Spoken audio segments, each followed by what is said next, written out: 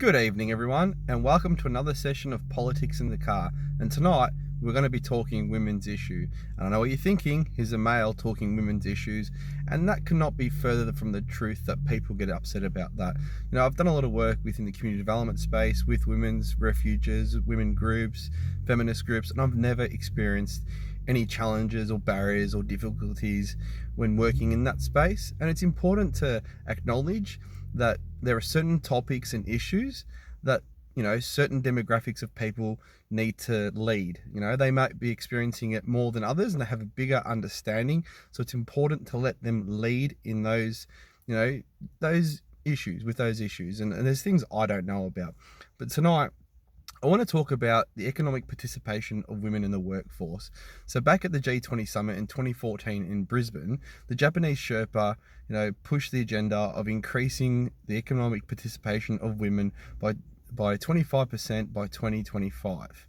And I think, you know, we're looking like we're meeting that mark, but there's a whole issue with employment and what it is that makes you employed. Like if you work 1 hour a year, that classifies as being employed. And that's not where we want to be. We want women to be earning a wage. So there's a real topic that I really want to focus on in this video. And it's about how we do that. So as a parent, as a new parent, and my partner, you know, and a lot of other parents out there would experience the same thing. Childbearing, you know, takes women out of the workforce. Yes, men can participate and help raise their kids, but we still live in a society that sees men as the full-time workers. And that's starting to change, like with my generation, but there's still a lot of older people that think, no, men's roles at work, women's at home. And I still remember some of the challenges I faced when I wanted to be at the CT scans and all that kind of stuff when my partner was pregnant. And one of my bosses at the time turned around and said to me, why do you need to go? You're not the one carrying the child. And that really hurt because I want to be there to see my child and support my partner. Fast forward, my kid's 2.5 years, and a lot of that child rearing falls on my partner still. A lot of missed time from work. I do work in a workplace now that's a bit more friendly, so I'm able to, you know, work around my hours, take time off, but I still feel it may impact my employment.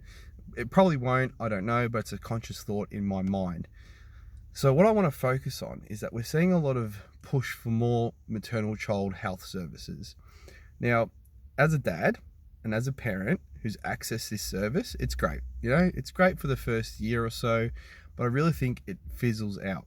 Now, we went through a bit of we had a few barriers when we first became parents, you know, postnatal depression. That's something people don't talk about enough. You know, it really hit us as a couple, and as I speak to other people, it's quite common. A lot of people struggle in that first sort of year and with their first child, right?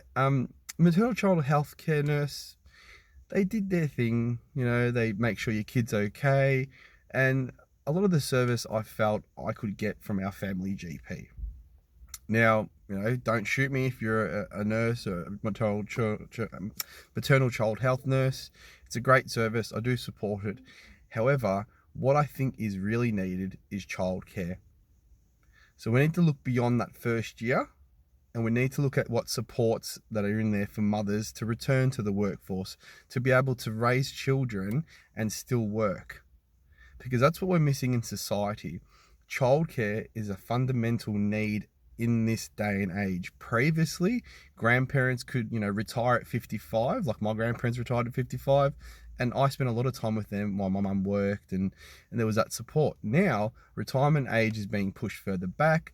People in their 50s are still, you know, have to work to survive. For our generation, we're not going to be retiring until 70 or at all, which is something we really need to change, because we can't stay in the workforce that long. It puts other people out of work, and then it stuffs up the entire economy. But what we really need to focus on is supporting women return to work. That's the key thing. You know, when women return to work, you know, we reduce that childbearing. Like if you're a parent, you know what it's like to have a kid, and it drives you insane sometimes, and you need to get out of the house. So being at work, you know, helps that part. You're also contributing to society and boosts your own self-worth. You know, it'll reduce domestic violence. So there's a core issues around domestic violence and their causes. Financial is a big one. You'll find disadvantaged areas, you know, suffer significantly at domestic violence around financial. A lot of couples argue about money, and it's hard for women to return to work to increase that income for that family with cost of living increasing when there's no supports there, when childcare is just taking your cash. Like, it is expensive. And a lot of people will say, oh, well, if you can't afford kids, don't have them.